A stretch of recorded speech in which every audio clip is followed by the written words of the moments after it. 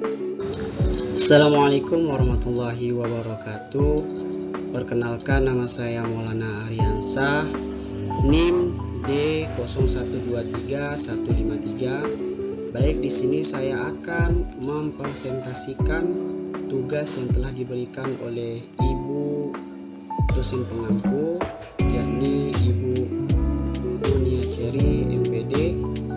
Baik, di sini saya akan mempresentasikan mengenai tentang mengenal ekosistem dan interaksi antara makhluk hidup.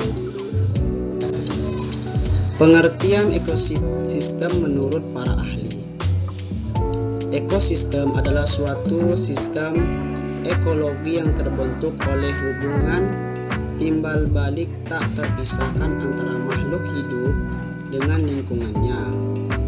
Berikut ini beberapa pengertian ekosistem menurut para ahli.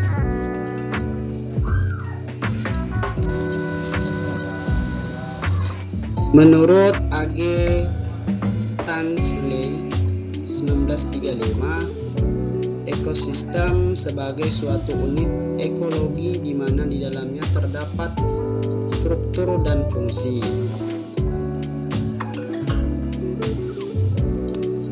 Struktur dalam ekosistem tersebut berhubungan dengan keanekaragaman spesies, atau dalam bahasa Inggris merupakan spesies diversity. Pada ekosistem yang memiliki struktur kompleks, maka akan terdapat keanekaragaman spesies yang cukup tinggi. Sedangkan fungsi yang dimaksudkan adalah yang berhubungan dengan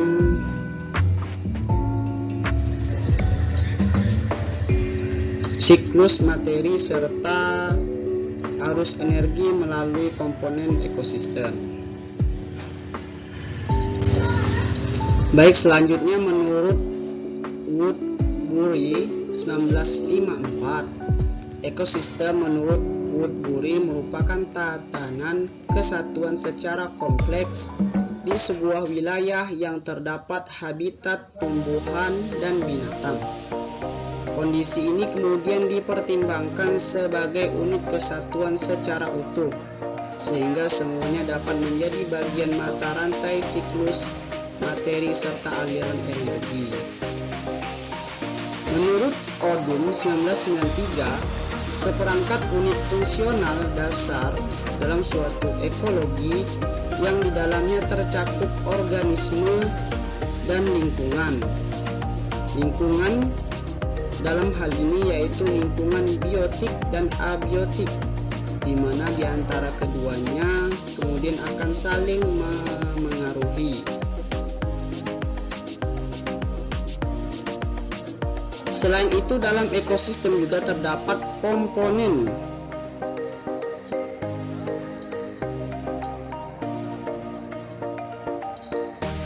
yang secara lengkap memiliki relung ekologi lengkap secara proses ekologi yang juga lengkap, sehingga dalam unit tersebut siklus materi dan arus energi terjadi berdasarkan kondisi ekosistem.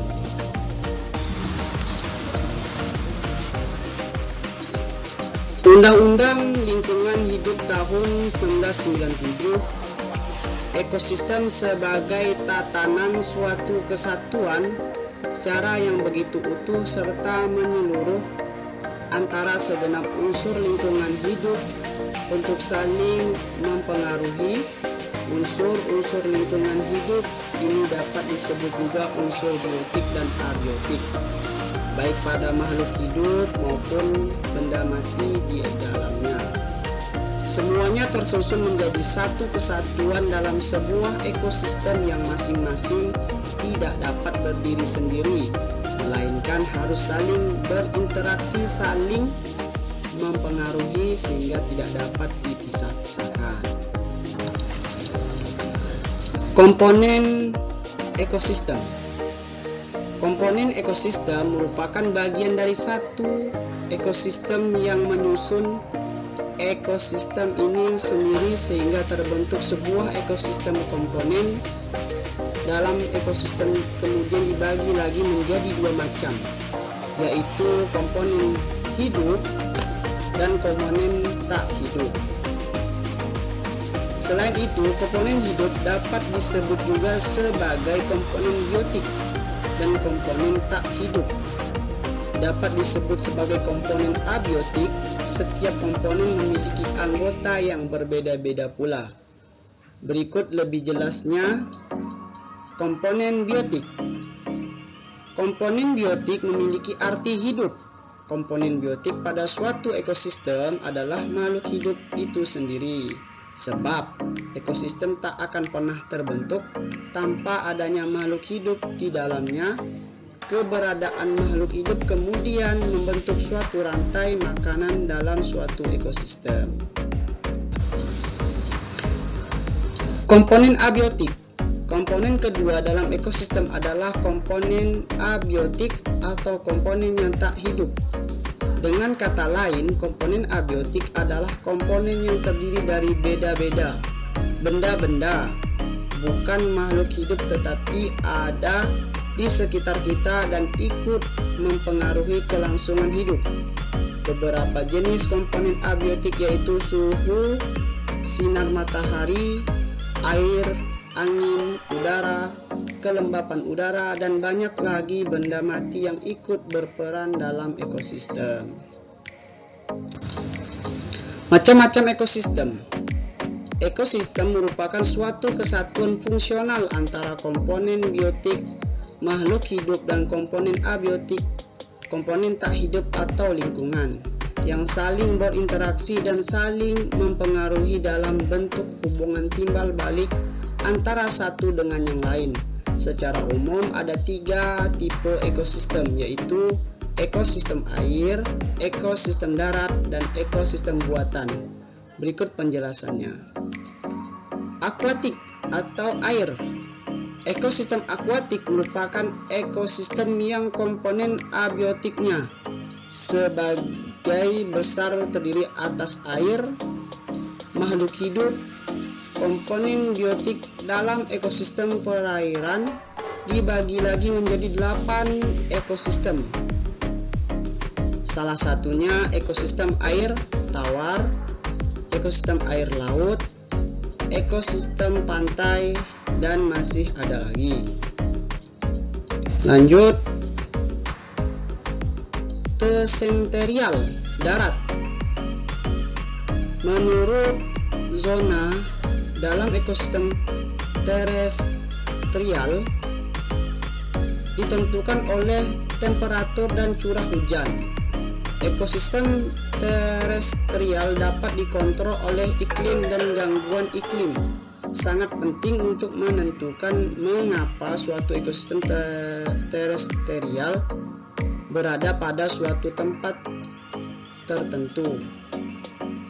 Pola ekosistem dapat berubah akibat gangguan seperti petir, kebakaran, atau aktivitas manusia. Berikut beberapa di antaranya ekosistem darat. Yang pertama yaitu tundra. Terdapat di belahan bumi sebelah utara di dalam lingkaran kutub utara dan terdapat di puncak gunung tinggi.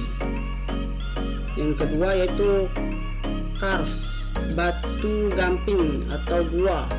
Berawal dari nama kawasan Batu Gamping di wilayah Yugoslavia. Masih banyak lagi contoh mengenai ekosistem terestrial darat.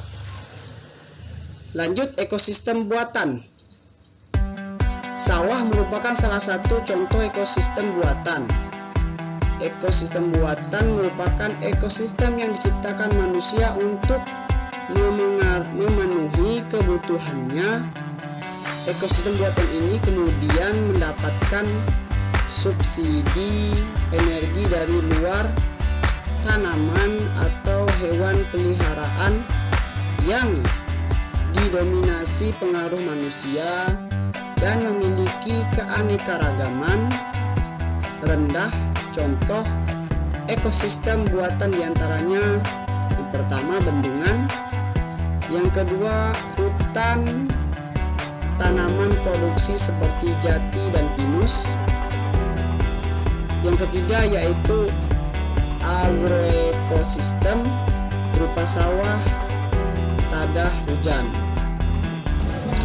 Kesimpulan, ekosistem adalah suatu sistem yang terbentuk dari hubungan timbal balik antara makhluk hidup, komponen biotik dengan lingkungan fisiknya. Komponen abiotik, setiap komponen dalam ekosistem saling memengaruhi untuk menciptakan keseimbangan alam. Interaksi antara makhluk hidup dapat bersifat positif, negatif, atau netral, tergantung pada manfaat atau kerugian yang dialami oleh organisasi yang terlibat. Nah, ekosistem adalah suatu sistem yang terbentuk dari hubungan timbal balik antara makhluk hidup, biotik, dan lingkungan abiotik. Di dalamnya ekosistem terjadi berbagai interaksi antara makhluk hidup seperti predasi, kompetisi, mutualisme, parasitisme, dan komensalisme. Interaksi tersebut menjaga keseimbangan dan kelangsungan hidup semua makhluk hidup di dalamnya. Setiap komponen memiliki peran, misalnya produsen menghasilkan makanan, konsumen memakannya, dan dekomposer menguraikan sisa-sisa makhluk hidup menjadi unsur hara. Kesimpulannya, ekosistem hanya akan berjalan seimbang jika semua unsur di dalamnya saling berinteraksi secara harmonis. Mungkin itu saja mengenai presentasi yang saya jelaskan tentang ekosistem dan interaksi antara makhluk hidup. Sekian dari saya, kurang lebihnya saya mohon maaf. Wabillahi taufiq hidayah. Wassalamualaikum warahmatullahi wabarakatuh. See you, sampai jumpa.